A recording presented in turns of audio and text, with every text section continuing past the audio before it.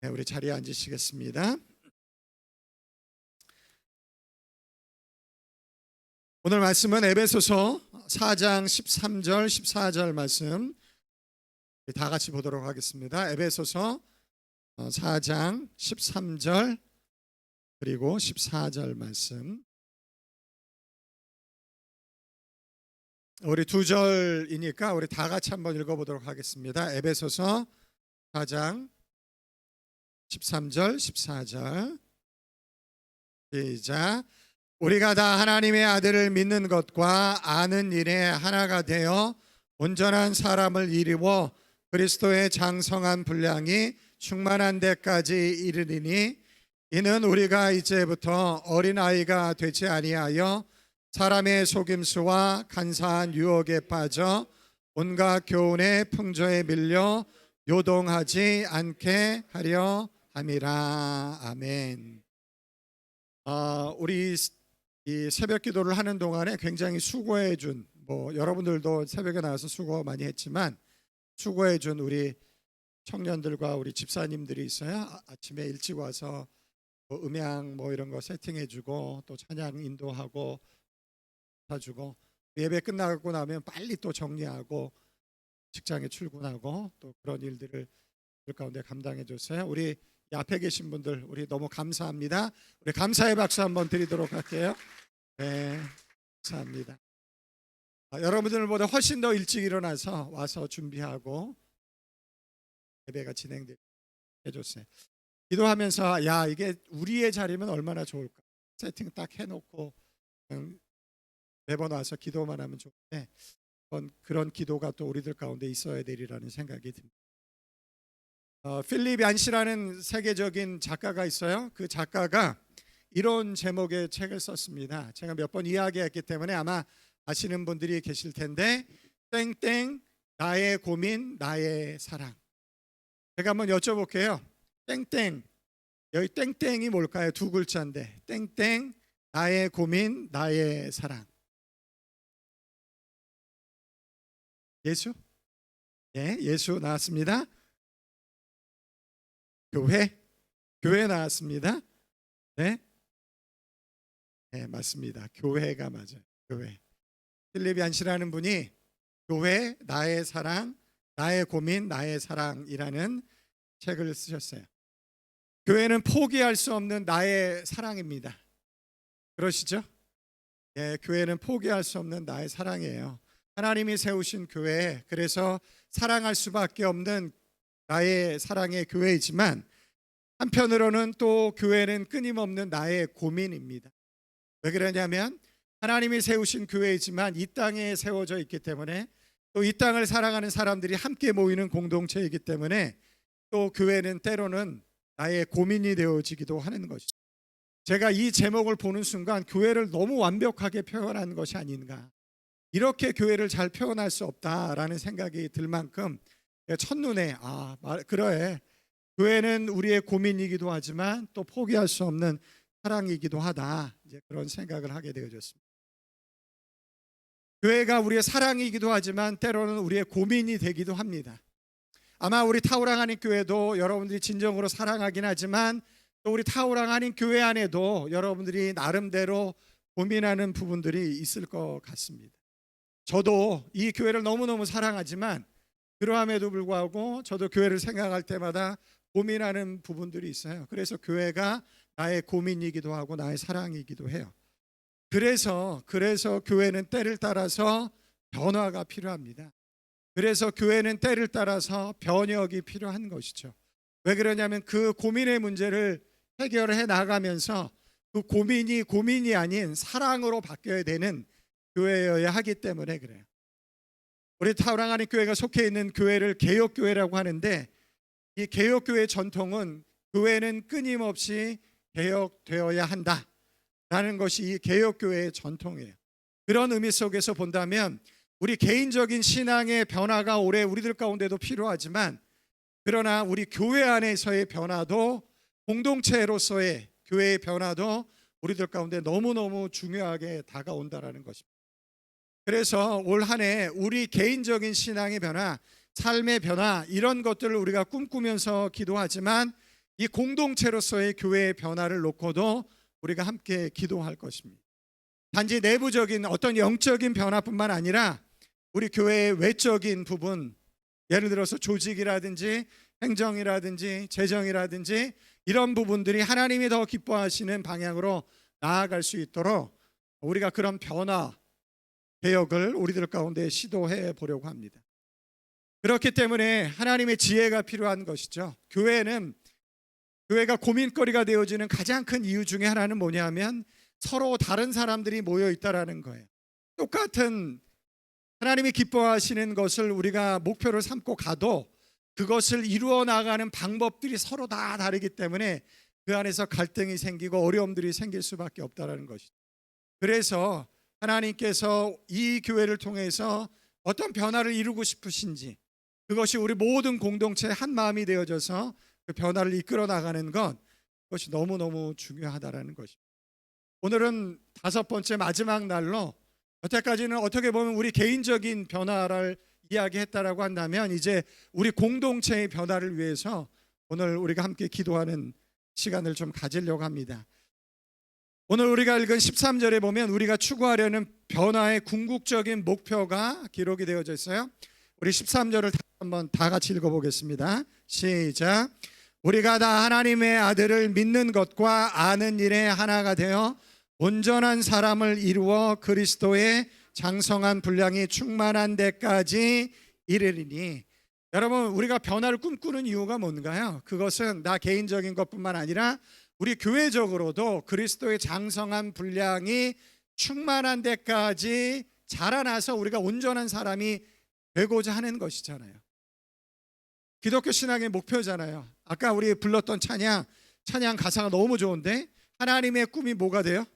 나의 비전이 되어지고 예수님의 성품이 나의 인격이 되어지고 성령의 본능이 나의 능력이 되어지고, 이게 우리가 변화를 추구하는 목적이잖아요. 이 13절이 그것을 담고 있습니다. 그래서 14절에 보면 이렇게 기록되어 있어요. 이제는 우리가 더 이상 어린아이와 같이 세상의 유혹에 넘어가지 말자.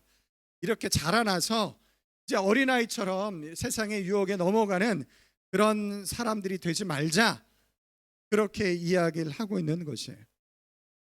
올해 우리가 변화하고자 하는 궁극적인 목적이 여기 있습니다. 그리스도의 장성한 분량이 충만한 데까지 이르길 원하는 변화. 제가 지난주에 주일날 말씀을 나눴어요. 변화를 위한 변화가 아니고 성장을 위한 변화. 성장을 위한 변화를 합시다. 아멘. 이 13절에서 여러분 가장 중요한 단어가 뭘까요? 가장 중요한 단어. 하나. 왜 하나죠? 맞습니다. 하나예요. 여기 보니까 하나가 되어. 저는 이것이 이 말씀 속에서 가장 중요한 단어라고 생각을 해요. 그런데 사실 이 하나가 되어가 빠져도 이 문장을 이해하는 데는 전혀 부족함이 없습니다.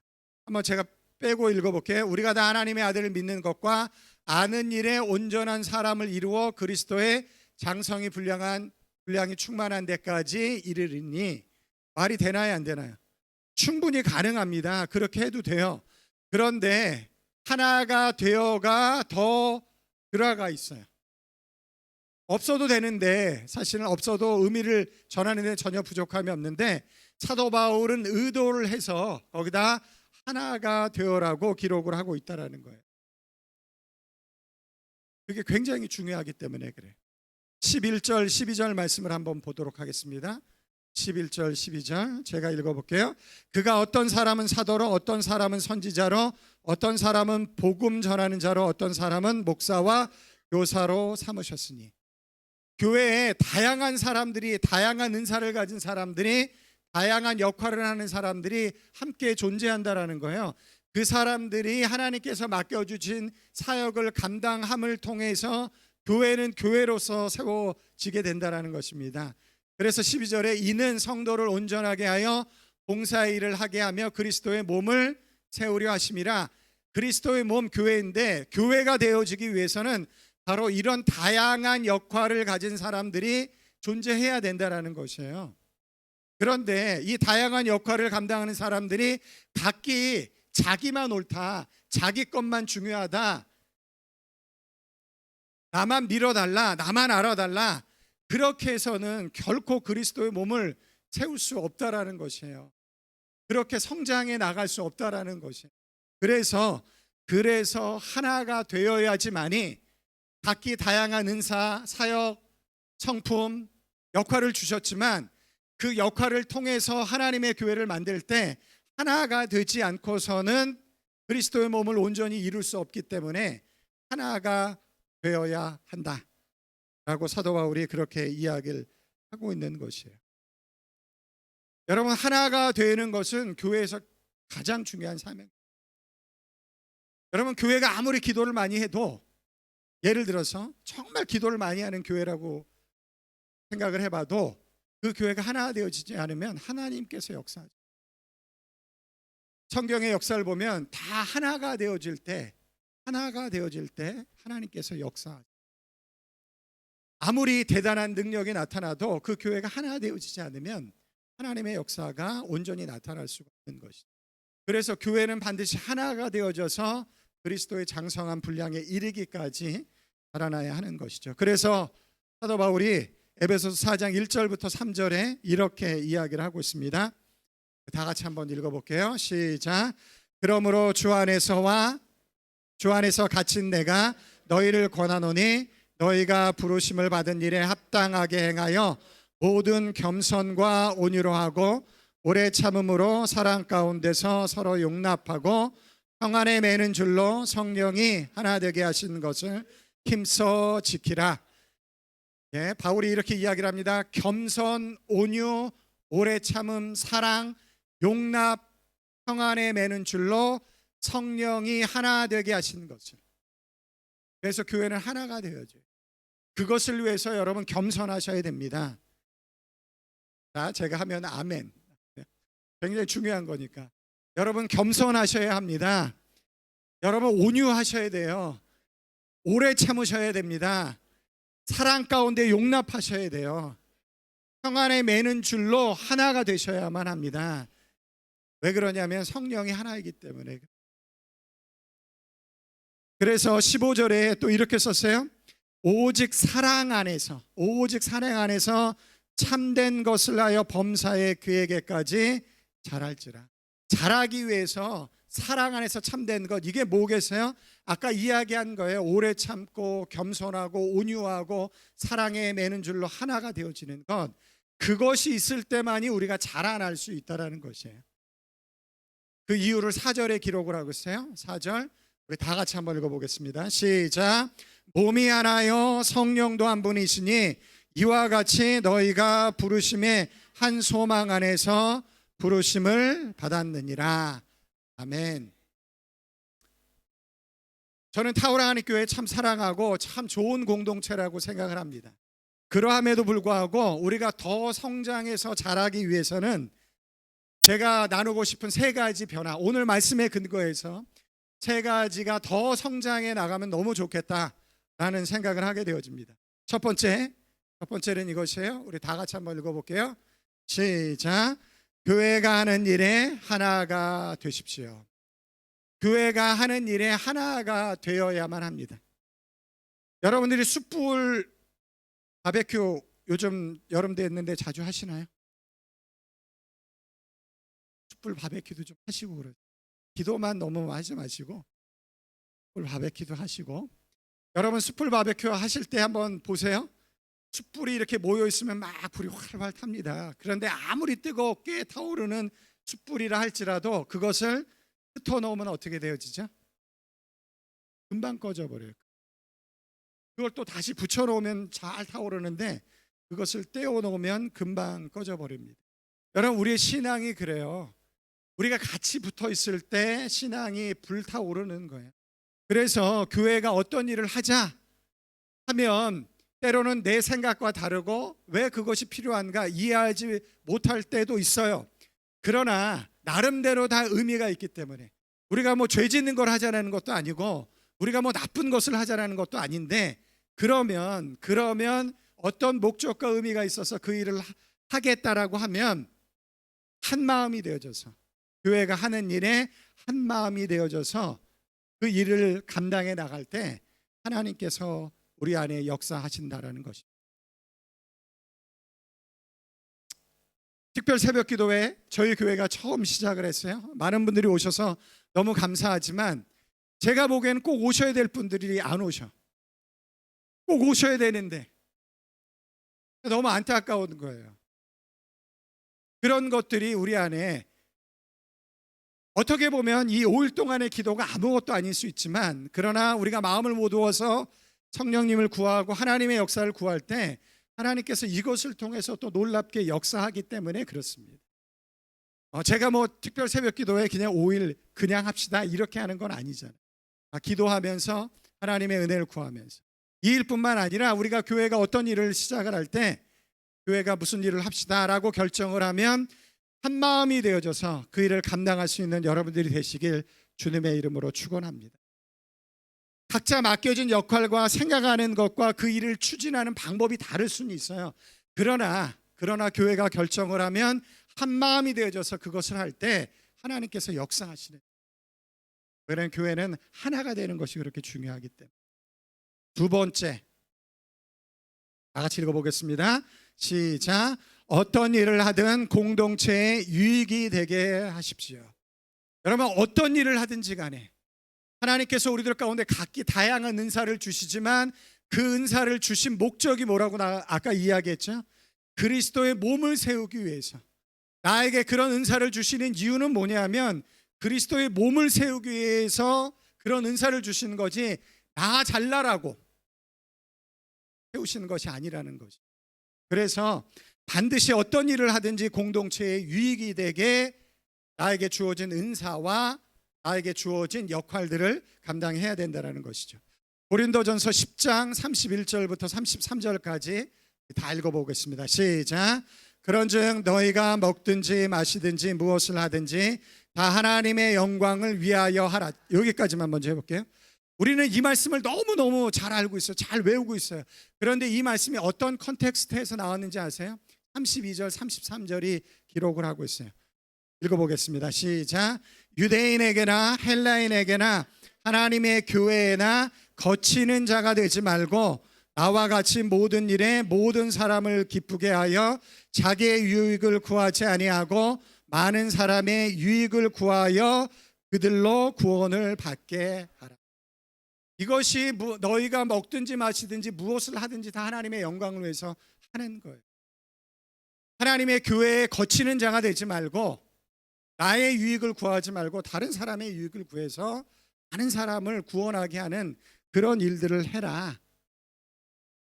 그래서 우리들 가운데 여러분들이 맡겨진 역할이라든지 사명이라든지 은사라든지 그런 모든 것들이 다 공동체의 유익을 하시는 여러분들이 되시기 바랍니다. 내가 보기엔 이게 아무리 좋은 거라고 생각을 해도 그게 공동체의 어떤 분열과 어려움들을 일으키게 되어진다라고 한다면 그거는 기도해 보셔요. 세 번째, 다 같이 읽어보겠습니다. 시작. 나에게 주어진 은사로 교회를 섬기십시오. 너무 당연한 이야기인 것 같지만 교회에 와서 은혜만 받으려고 그러는 분이, 교회에 와서 은혜만 받으려고. 맞는 이야기이긴 해요. 교회에 와서 은혜를 받아야 되죠.